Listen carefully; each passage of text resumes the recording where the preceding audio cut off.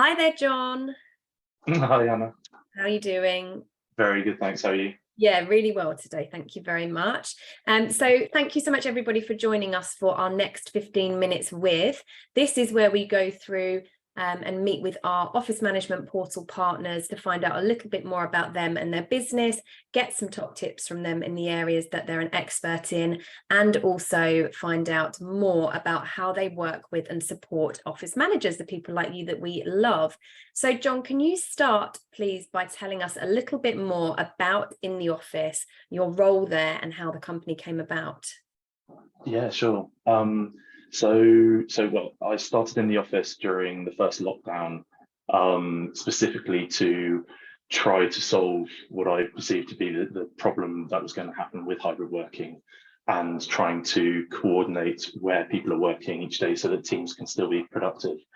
So my background is, well, I started my career very briefly thinking I wanted to be a lawyer, and spent about 5 years doing stuff in law firms, and fell into technology, where I then spent the next sort of 15-ish years building products and managing teams. And I've always wanted to do my own thing. It's the typical thing when you work in other companies and you can see how some things aren't being done properly. I always wanted to run a company that I thought I could do everything properly, whether it's how you run it or how you build the products or how you work with customers. That was my ambition. And when the pandemic hit, at the time I was working at a company where we were allowed to work from home 1 day a week pre-pandemic. And even with that 1 day a week, I found that there would be lots of times where, when we were doing project planning or something like that, and it was beneficial to have people all in one room, there'd always be one person that was remote. So even back then I was thinking it'd be great to have a tool where you could coordinate where people are working. And then the pandemic hit, and it was very clear that that problem was going to really scale and be quite bad. So that's really where In the Office came from. That's brilliant. And I love the fact that you summarize just doing stuff in law firms for 5 years, just stuff. I'm sure it was more than stuff, but it's fascinating, because I thought it had come about because of the pandemic, not actually prior to. So it's almost like you predicted the future there. Yes, sort of. So it was very much. It definitely was because of the pandemic, because at that time I had more time on my hands, and that's when I started building it. But it was definitely a problem that I was experiencing in my own job pre-pandemic. It just wasn't anywhere near as bad. No. So can you tell me a bit more about you and how you support office managers In the Office, and the sorts of things you're doing day to day there in the company?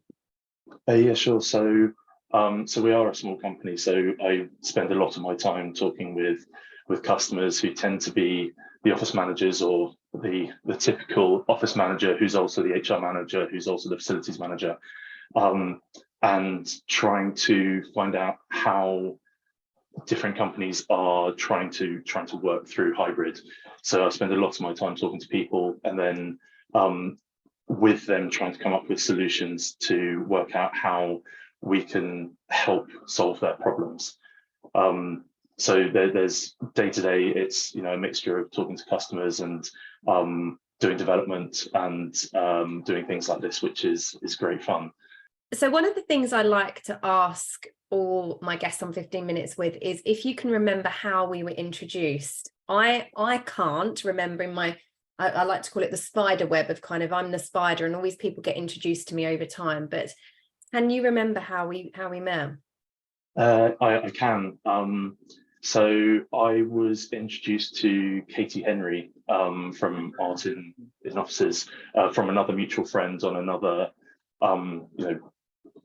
community, where this was right at the beginning of In the Office, where I was desperately scratching around for the first people who were going back to the office, even though we were out and into lockdowns all the time. Which obviously was a really great thing for a company that was all about getting back into the office and managing that situation. Yeah. So yeah, I had a chat with Katie, and she said you really need to get in touch with Hannah for the office management portal. She's like, these are the people that will be using your platform. So that's how we met. Yeah, oh, perfect. Yeah, because I really couldn't remember, but now it makes sense because you and Katie were at the awards last year, weren't you? And I think I sat you near each other. I certainly remember you guys chatting in the reception bit, and that's why, because you knew each other. So yeah. It's brilliant how the network just grows and people refer, and you know, both in terms of the office managers and the partners to each other, and cross refer clients and things. It's a really special network. So yeah, it really is. What do you enjoy the most about your job, and more specifically working with office and facilities managers, workplace managers, the people that run these facilities and have to organize things like workplace management? I think, well, for me personally, the thing that makes it all worthwhile is, it sounds really cheesy, but it's actually getting the feedback that what I've built has really helped.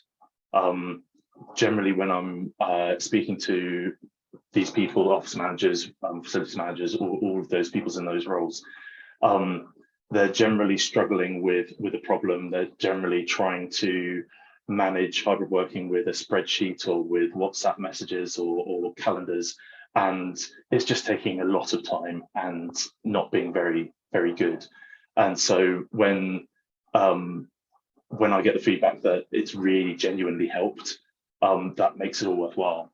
But there's also, I think, I love working with customers and finding out what problems they've got, and then working with them to come up with solutions. So a very interesting one from last week was, I got a message from an office manager saying, we've got a slightly unusual request. Is there a way that we can add dogs to the platform as users, so they can say when they're going to be in the office? Yeah. And you know, we talked it through. I was like, okay, that's definitely worth having a conversation. And as we were talking about it, we said, well, actually, why would you add a dog as a user? Why not just add a dog basket, like a desk? So if you've got, you know, the problem was that the company said, you can bring your dogs to work, and on 2 days in a week they have 5 dogs in the office, and it's, you know, it's a 40-person office, and it was carnage. So they said, right, we need to set a maximum of this, so maximum of 3, but then how do you manage it? And it was by adding a pet space as a sort of like a desk that people can book, and then obviously if more than 3 of those have been booked, you can't reserve one, so you know you can't take your dog in. And it is doing those sorts of things where these are the problems that you know, in a million years I never would have imagined that was something that I need to put on the platform. But when you hear about it and you do it, it's, you know, it's those sorts of problems that you're solving, and it's brilliant. That is so funny. I'm just thinking about how that plays out in the actual office, not as in the office, your platform, but as in the actual office, and how people book those in, because I would be like, wait, put the dog in every week for the next like 5 weeks, so that I can always be the one to bring my dog and try and beat everybody else to it. Well, yeah, well, I think I mean, it sort of goes deeper into the world of hybrid working and how to find the best way that works for your teams. Because obviously you could do that. That's going to create issues with other people, but just because you're going in doesn't necessarily mean that the other people are going in on the same day. And the whole sort of purpose of the platform is that it enables you to plan that and remove the surprises of turning up to the office and no one else is there when you think they are, or turning up when it's really busy when actually you need a quiet corner away from your family to do some deep work. It's just effectively a really instant communication tool to help you plan your week. So yeah, love it. And now dogs are in there. I like the fact that you just service the customers as well. Can we have a dog element? Yep, let's do it. Let's build a basket where you can check out with your dog. Yeah. Okay, so to finish on, can you please share a top tip or a few top tips in the area that you are an expert in terms of this hybrid working and workplace management or workspace management model, please, Jon? Yeah, well, big topic, but I guess the main top tip that I could think of is try to ignore the stories that are coming out in the press and the polarizing arguments that are being thrown around as proof of what's going to happen in the future. There's a lot of that talk that's coming out, and especially from the people like Elon Musk or the employees who are striking because they're being forced to return to the office. And you have to realize that these viewpoints are coming from a place of fear rather than sort of a scientific looking into how hybrid can work for you. You know, everyone is different, and the way we all work is different. So what hybrid needs to be is like an amalgamation of all the good parts of how we use workspaces, and not a sort of rubbish compromise because your boss thinks that you should all be in the office and you all think you should be fully at home, which is what's happening. So it's I'd say try to ignore that and try to find out what works best for you. A really good example of that is, you know, yesterday I read an article that said Fridays are dead in the office, which admittedly for a lot of companies is true, but I still have some companies where Friday is their busiest day in the office. And it's, for one company, it's because of the culture and the way that one team works, that they've got a team leader who always goes in on a Friday, and that creates a pull for other people to go in on the same day. And for another one, it's because they're a marketing company and Friday's their planning day for, you know, it's they're planning for the next campaign and a finish of the current campaign. That's what they do on Friday. So that makes sense for them to get in there. And I think that's the thing. You need to realize there isn't a one size fits all solution. What we need to be doing is employing flexible tools that can help us learn about how people can work in the best way and how they use tools like the office or like their home office or co-working spaces or whatever it is. But it's do it best for you and for your company, not listen to what any other companies are doing and say that works for them, so therefore it must work for us. Yeah, it's really key, isn't it? Because so many people, it's like everything, we've all as humans got this sheep mentality, right? So it's like when it all first happened and the articles came out of the office is dead, and so many office managers were in touch with me in fear of their jobs, and I said, just ignore it all. This is not what's going to happen. This is not the future, because I just think it would be so bad for our mental health if everybody just worked from home forever and never had those collaboration and touch points and what people are now calling, you know, the water cooler chats and things like that.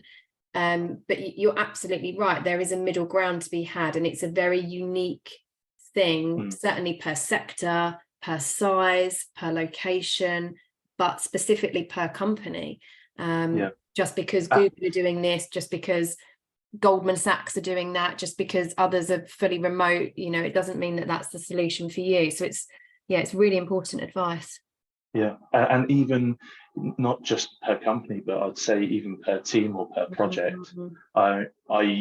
If I was to put my predicting hat on, I imagine that we will get to a stage where the office use will vary depending on the projects that people are doing and where they are in that project.